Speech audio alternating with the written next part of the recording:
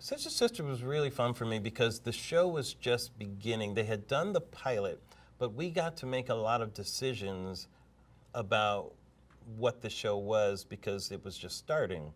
And that appeals to me a lot because I love creating and I love making those kind of decisions. Like to me, the beginnings of shows are so much more interesting than the fifth season of a show. You know, like Why? well, because that's where the invention happens. You know, that's when you're making decisions about even who the characters are. You know, what their backstories are. All these types of things that affect everything else. You know, where you set the framework and set the tone and set direction and all that kind of stuff. So I love coming up with those types of things. And there aren't any rules from behind you that you have to worry about. So you can be free in that decision making, more so than in a fourth season. You have all this history that you have to be true to while you're making decisions. So it's a little different, you know. And then just the format was a new thing to you to begin with, but it is a formulaic Yes. pattern for a sitcom. So talk about how you learned the ropes for that. Yes, sitcom writing, particularly multicam sitcom writing, has its own format and technical aspects to it.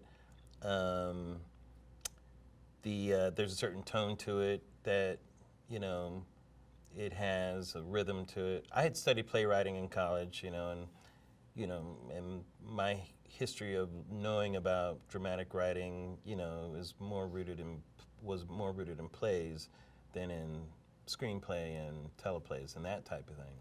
So dramatic storytelling, I was very much familiar with the rules of it, but I didn't know necessarily how to write a sitcom, if that makes sense. So, but I was a very fast learner also, which was very fortunate for me. In fact, I wrote a spec script. I think it was a Seinfeld, and I think Cy liked it. And I look back now, I don't think it was very good. I think he liked a few things in it, but I think he liked me more in the meeting, is my guess. Because I look back, I don't even know if I have that script anymore, but I can't imagine it was any good.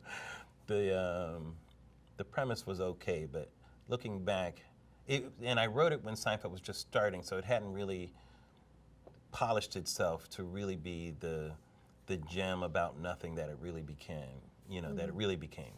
It was more, it was just a little different. So I think I got really fortunate to get in that room with him and then connect as a person, and I think he hired me more for that. This is my guess, But Cy Rosen was a great boss.